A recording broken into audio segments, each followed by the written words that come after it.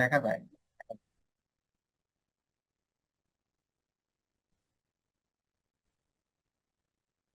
তো গতদিন আমরা কতদূর পর্যন্ত শিখছিলাম ভাইজানেরা?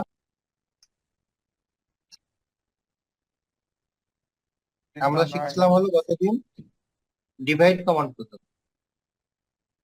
জি।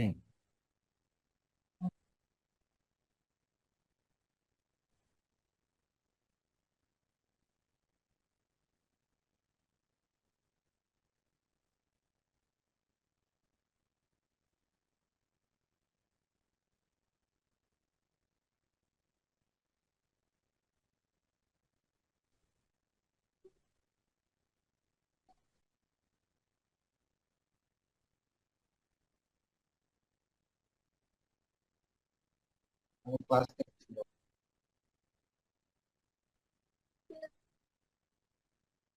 এই জিনিসটা আমি প্রতিদিন একটু করে রিপিট করি কেন, যে এটা যেন সবার ভিতরে একটা অভ্যাস তৈরি হয়। আমরা একটা ফাইলের ভিতরে কাজ করি সচরাচর, আমি শিখিয়ে দিব যে এক্সিস্টিং কোনো ফাইলের ভিতরে কাজ করলে দেখা যাচ্ছে আমাদের প্রতিনিয়ত ওই ইয়াটা, ওটা প্রতিদিন সেট আপ করা লাগে। হুম।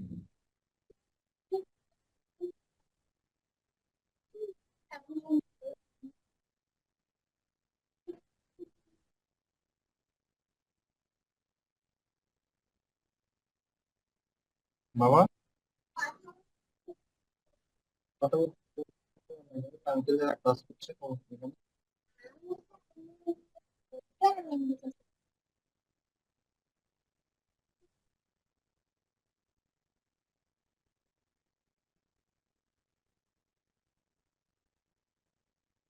বাবা প্লিজ পড়ে যাবা।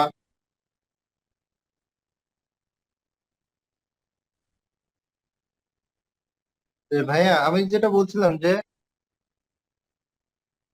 আমরা তাহলে আজকে ক্লাসটা শুরু করি। জি। গতদিন আমরা শিখছিলাম ডিভাইড শিখছিলাম, আমরা কনস্ট্রাকশন লাইন শিখছিলাম, রে শিখছিলাম, তারপরে মাল্টিপল পয়েন্ট শিখছিলাম। এখন আমরা কিছু কমান্ড শিখবো যেগুলো আপনার আমাদের জন্য মোটামুটি খুবই গুরুত্বপূর্ণ। আমরা যদি একটা লাইন কমান্ডের মাধ্যমে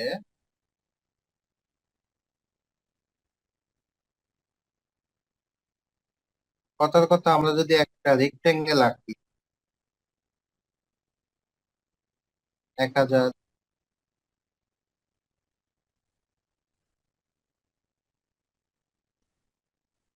মানে আজকের ক্লাসটা শুরু করতে হলে আমার এই ফিচার উপর একটা দরকার, যে আমি এখন যে কমান্ডটা শিখতে যাব এই কমান্ডটার জন্য কিছু ব্যাকগ্রাউন্ড, কিছু জিনিস জানা প্রয়োজন।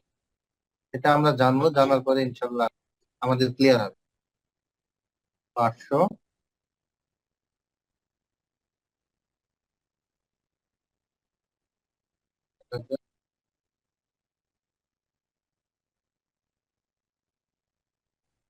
দেখেন ভাইয়া যে এইখানে আমি একটা রেক্টাঙ্গেল আঁকছি, রেক্টাঙ্গেলের কি হয়েছে, এক্স এক্সিস বরাবর ডাইমেনশন হলো 1000 মিলিমিটার, ওয়াই এক্সিস বরাবর ডাইমেনশন হলো 5000 মিলিমিটার, মানে 500 মিলিমিটার, সরি। হুম। এখানে যেটা হচ্ছে কি, এই যে রেক্টাঙ্গেলে আমার দেখবেন 4টা সেগমেন্ট আছে। এই রেক্টাঙ্গেলটা আমি কিভাবে আঁকতে পারতাম, আলাদা আলাদা লাইন দিয়ে না এঁকে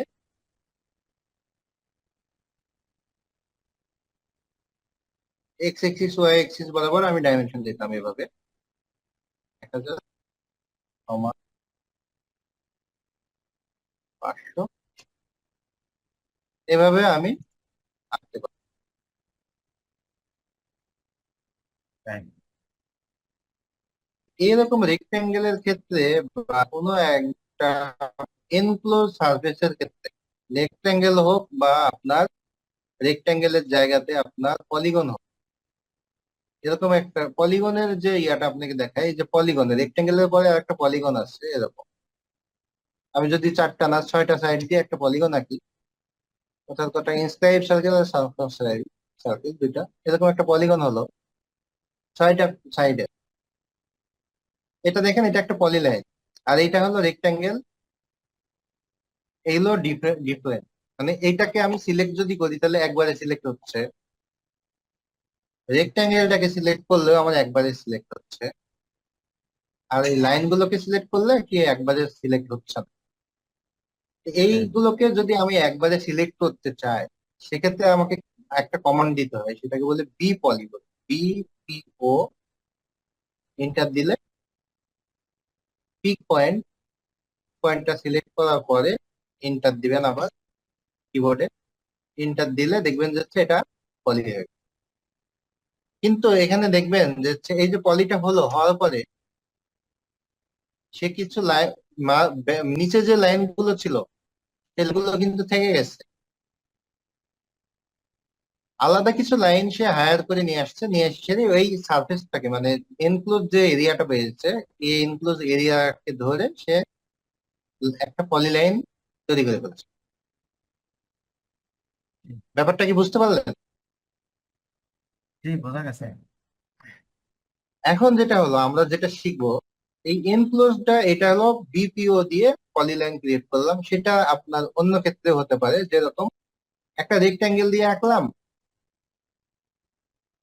এনক্লোজ একটা সার্ফেস, এটা হতো ধরেন এটা এটা বহুভুজ বলি না আমরা, ষড়ভুজ না বহুভুজ, একটা এইরকম একটা যায়। এটাকেও যদি আমি BPO দিয়ে এনক্লোজ এরিয়াটাকে আমি সিলেক্ট করি, তাহলে সে কি করলো, পলিলাইন নিয়ে নিল। কিন্তু বিপিও। আমার BPO, বি পলি, কমান্ডটার নাম হলো বিপলি, কিন্তু শর্টকাট কমান্ড হলো BPO। আচ্ছা। ঠিক আছে? B for Bangla, P G. For poly, O for office, BPO। হুম। বুঝতে পারছি। এখন যেটা হলো কি, এই যে আলাদা আলাদা আছে, আর এই যে লাইন গুলো দেখছেন এগুলো সব ডিটাচ কিন্তু আছে। এখন আমরা যে কমান্ডটা শিখবো সেই কমান্ডটার নাম হলো রিজিওন। এই রিজিয়ন কমান্ডের ক্ষেত্রে আপনি কি করবেন, এই লাইনগুলোকে যদি সিলেক্ট করে দেন, দিয়ে এন্টার দেন, তাহলে দেখবেন যে লাইনগুলোকে সে পেয়েছে হাতে, সেই লাইনগুলোকেই জয়েন করে ফেলছে। তাহলে BPO, বি পলি আর রিজিয়নের ভিতরে তফাৎটা বুঝতে পারছেন? যে সে করছে কি, ওই লাইনগুলোকে ইউজ করে নতুন একটা এনক্লোজ একটা সারফেস তৈরি করছে। আর BPO করছে কি, আলাদা মাদার লাইন গুলোকে কি করছে, রেখে সে নতুন কিছু লাইনকে হায়ার করে নিয়ে। জি। তাহলে এটা হলো আপনার BPO এবং রিজিয়নের পার্থক্য। এমনকি আপনি বুঝতে পারছেন, রিজিয়ন কমান্ডটা দেখেন, RE হলো রিগেন, REG দিলে রিজিয়ন কমান্ডটা হয়। REG ইন্টার দিয়ে আপনি ওই এনক্লোজ সারফেস গুলোকে কি করবেন, সিম্পলি সিলেক্ট করে দিবেন, রিজিয়ন কমান্ড হয়ে যাবে। ধরেন এটাকে আমি এখন ভাঙবি, সেদিন আমি দেখাইছিলাম যে হচ্ছে কিভাবে একটা এনক্লোজ ইয়াটাকে আপনার পলিলাইনকে ভাগ করে, এক্স ইন্টার। আর যদি জয়েন্ট দেয় তাহলে যে ইন্টার দিয়ে জয়েন করতে পারি, সেক্ষেত্রেও আপনার পলিলাইন কি হল, পলিলাইনের একটা ওই যে BPO বললে পরে যে এনক্লোজ সারফেস তৈরি হলো না, যে দিয়ে একটা একটা করে জয়েন দিয়ে আমি এনক্লোজ একটা সারফেস তৈরি করবো। কিন্তু সেক্ষেত্রে দেখবেন এই রিজিয়নের রেজাল্টটা সে পাবে, রিজিয়নের রেজাল্ট আর জয়েন্টের রেজাল্ট মোটামুটি আলটিমেটলি সেম। এখন আমি এক্সপ্লোর করলাম, এখন যদি BPO দিয়ে পরে পিক পয়েন্ট দিলাম, সিলেক্ট করলাম, এটা দিলাম, দেওয়ার পরে দেখবেন যে নতুন কিছু লাইন হায়ার করে নিয়ে আসে সে ইয়াটা করতে, এবং ব্যাকগ্রাউন্ডে যে তার মাদার ফর্মটা ছিল, হ্যাঁ, ওইটা সে রেখে দিয়েছে। আর যদি যে এন্টার দিয়ে দেন, না সরি, রিজন দেন, REG দেওয়ার পরে সিলেক্ট করবেন একটা একটা করে, যে জয়েন্টে যেটা বললাম ওইরকমই ওই রেজাল্টই পাবেন। এখন কথা হলো যে হচ্ছে জয়েন্ট আর রিজিয়নটা মোটামুটি একই।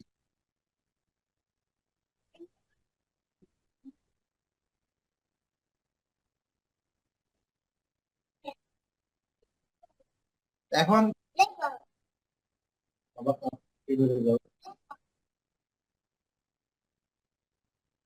মোটামুটি এই জিনিসটা কি বুঝতে পারছেন ভাইয়া, শহীদুল ইসলাম ভাই? আচ্ছা, এই যে ইয়ে সেটা ষড়ভুজকে যে মার্কিং করা হয়েছে এটা দিয়ে কি রিজন বোঝানো হয়েছে?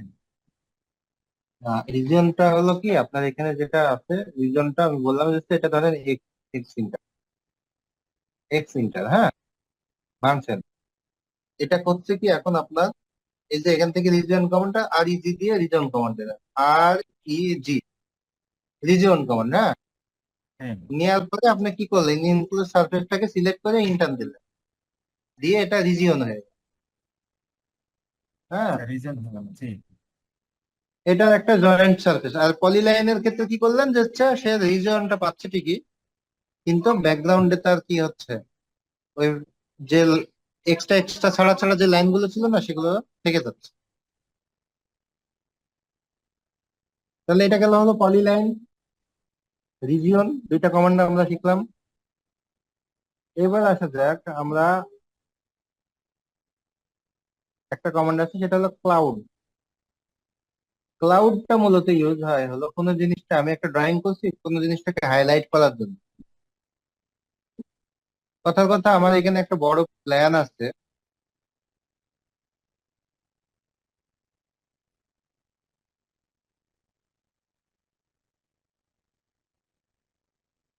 তিনটা এখানে দেখছেন, তিনটা তিনটা বিল্ডিং এর একটা ইয়া দেখছেন, আউটলাইন দেখছেন। এখন যদি আপনাকে বলে যে কোন বিল্ডিংটা, ডানেরটা বামেরটা না মাঝখানেরটা, এটা এখন আপনার ডান না আমার ডান, কার ডান, এই জিনিসটা আপনাকে বোঝানোর থেকে সব থেকে বেটার হলো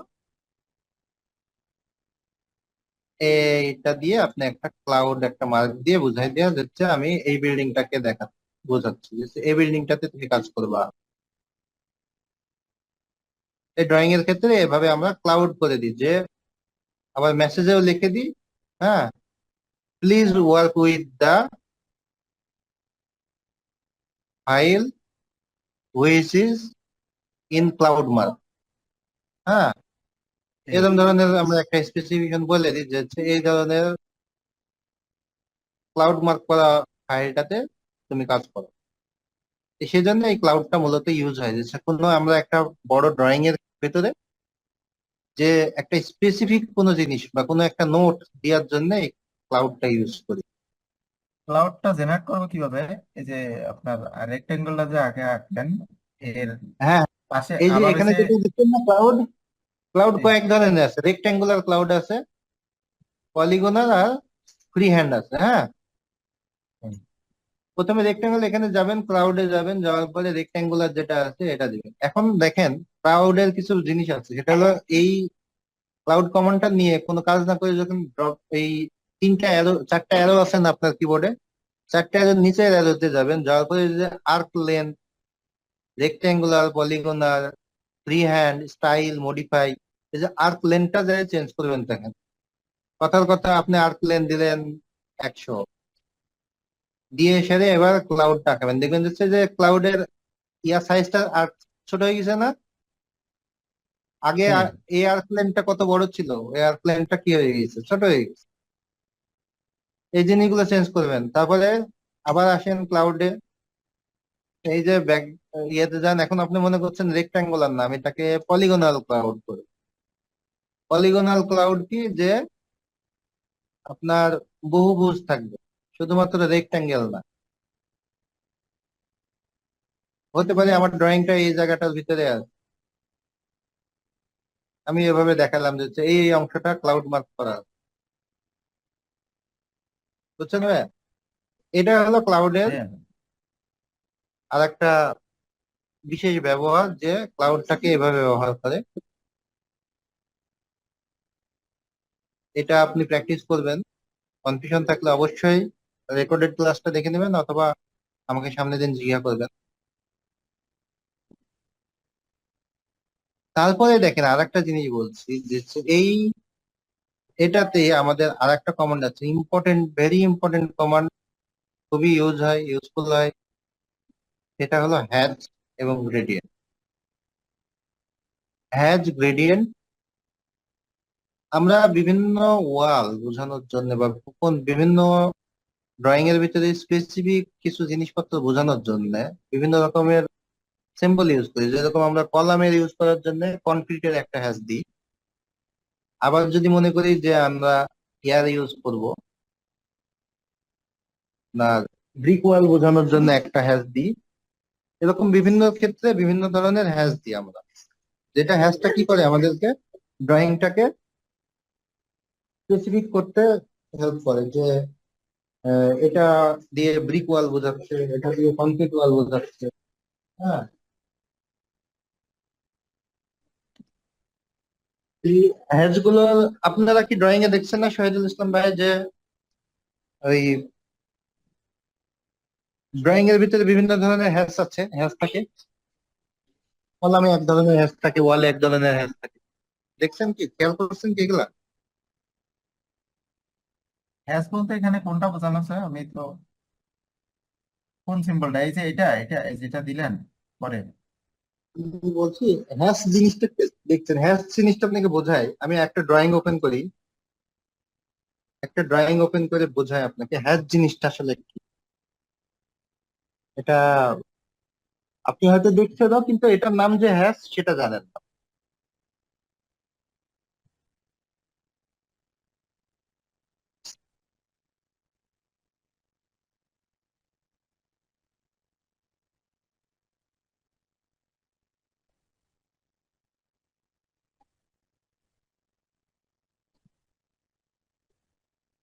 সব, হ্যাঁ।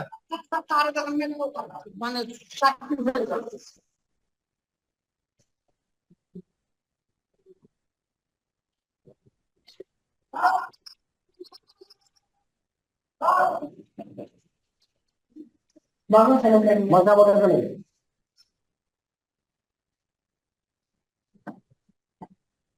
এই যে এখানে দেখেন যে এই যে এখানে ওয়াল দেখছেন, এটা হলো ব্রিকের ওয়াল বোঝানো, এই হ্যাশটা ইউজ করছি আমরা।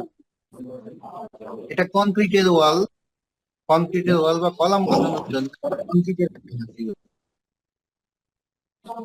এই জায়গাতে, টয়লেটের এই জায়গাটাকে আমরা গোসলখানার যে নিচে, গোসলের যে জায়গাটা তার নিচের দিকে এক ধরনের হ্যাশ থাকে, এটা বোঝানোর জন্য একটা টাইলস এর একটা হ্যাশ দিয়েছি। হ্যাঁ,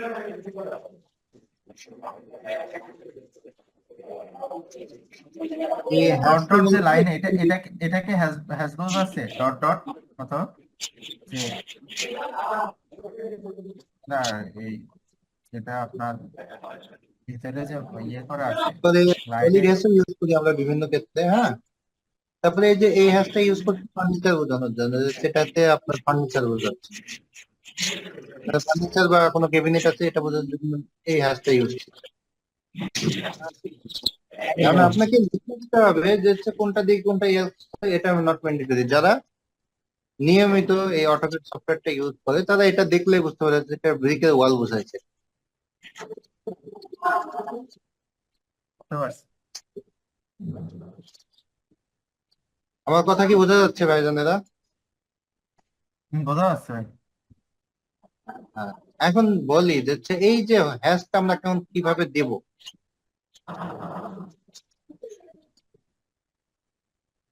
এখানে কথার কথা, একটা রেক্টাঙ্গেল দিয়েছি, দেওয়ার পরে আমার একটা ওয়াল,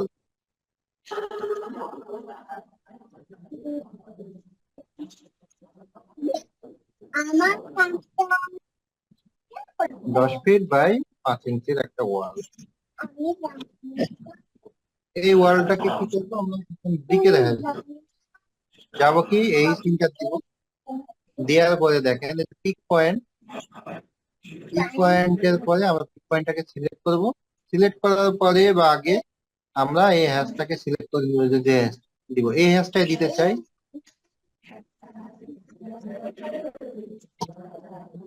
এটার আমি স্কেল দিলাম 25।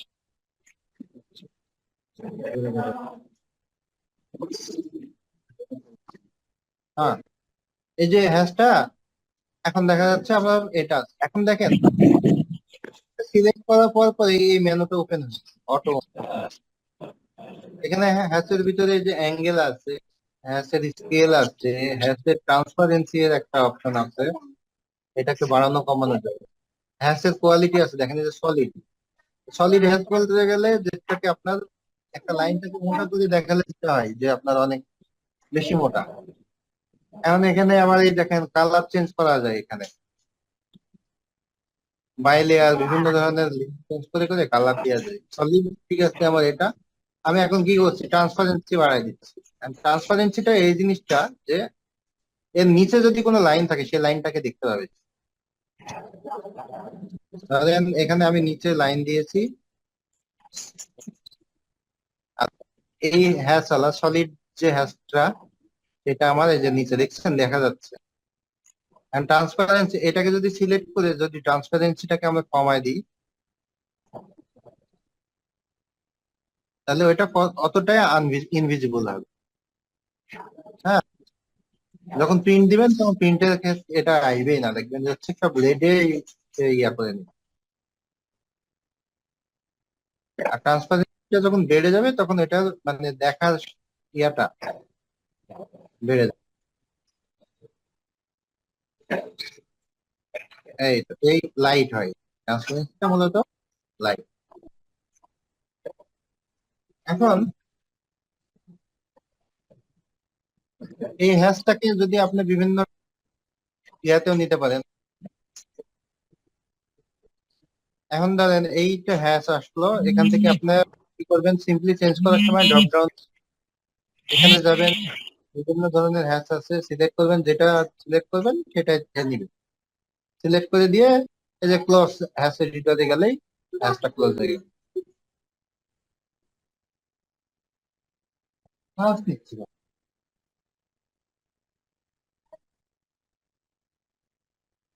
এখন যেটা হচ্ছে কি, এই হ্যাশটা কি করে আর একটা ইউজ আছে, সেটা হলো যে সলিড এবং প্যাটার্ন। এটাকে বলি আমরা প্যাটার্ন, এটাকে বললাম সলিড হ্যাশ।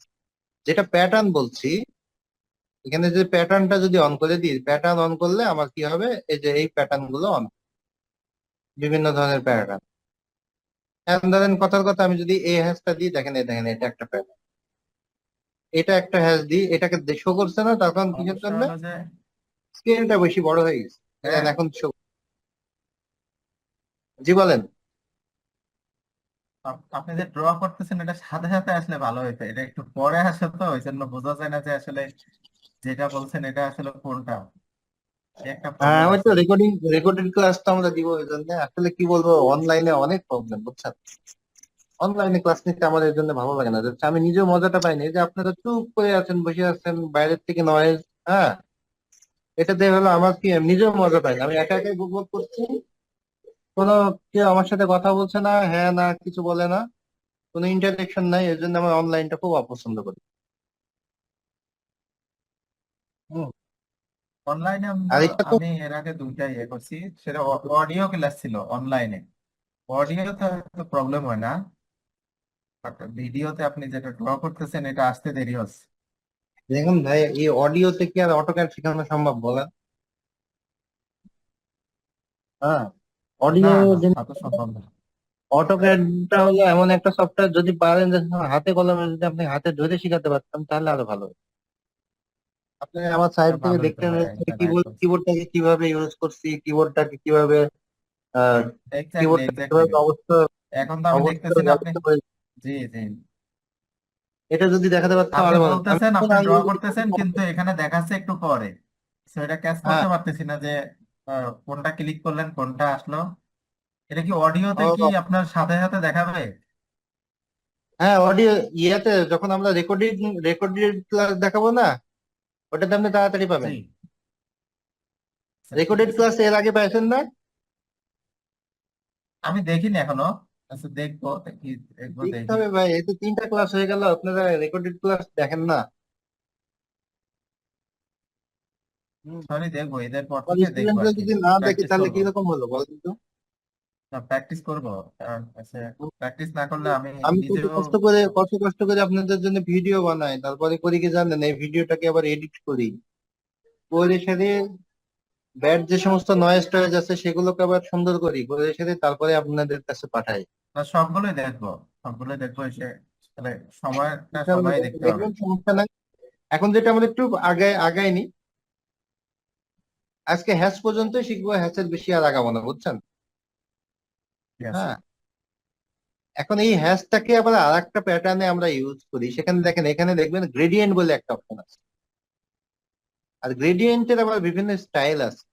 গ্রেডিয়েন্টটা হলো কি, যে এই সলিড হ্যাশটাকে দুইটা কালার দিয়ে এক্সপ্রেস করে, এটা হলো গ্রেডিয়েন্ট। এখানে ধরেন এখানে ইয়েলো মাঝখানে ব্লু, এটা একটা স্টাইল। এখন এই স্টাইলের কাছে আমি ইয়েলো ব্লুর কাছে অন্য কালারও দিতে পারি। একটা দিলাম ধরেন অরেঞ্জ দিলাম, আর একটা দিলাম গ্রিন দিলাম। এখানে আবার দেখেন একটা প্যাটার্ন আছে এখানে, এই যে মাঝখানে হলুদ চারিদিকে সবুজ, এটা একটা প্যাটার্ন। আমি কেননা এই হ্যাশটার এরিয়াটাকে আমি যদি বাড়াই নি, তখন দেখবেন যে হচ্ছে কিরকম আছে। দেখছেন মাঝখানে হলুদ চারিদিকে সবুজ। সহজ।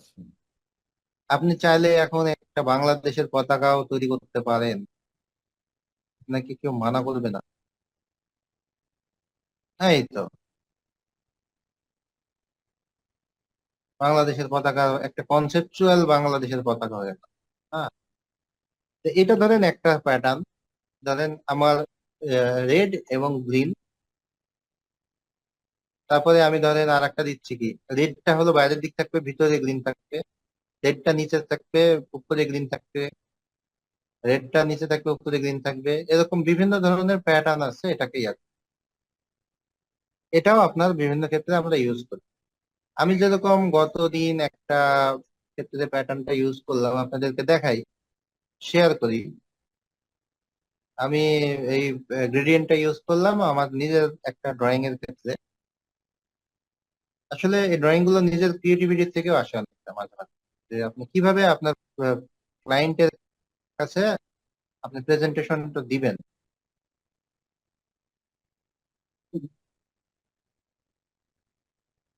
আমার রানিং একটা প্রজেক্টের কাজটা আপনাদের সাথে শেয়ার করি, যে আমি কিভাবে তাদেরকে প্রেজেন্ট করার চেষ্টা করছি। এই যে ধরেন এটা হলো একটা লেকচার গ্যালারি ড্রয়িং, বুঝছেন? এটা সেকশন আর এটা হলো প্ল্যান। স্টুডেন্টরা বসে আছে, এখন এখান থেকে তারা কি করছে, বিভিন্ন ভিউইং অ্যাঙ্গেলে বিভিন্ন দেখছে। এই স্টেপ রেজ করতে করতে এটার থেকে 6 ইঞ্চি 6 ইঞ্চি 6 ইঞ্চি করতে করতে করতে করতে উপরে গেছে। যেটা আমরা যদি সেকশনে দেখি তাহলে এভাবে দেখাচ্ছে যে হচ্ছে এখানে যে স্টুডেন্টটা বসে আছে তার থেকে যে স্ক্রিনের দূরত্বটা হলো 4 মিটার। সে যে অ্যাঙ্গেলে দেখছে তার ভিউইং অ্যাঙ্গেলটা হচ্ছে 26 ডিগ্রি, 26 ডিগ্রি অ্যাঙ্গেলে সে দেখছে।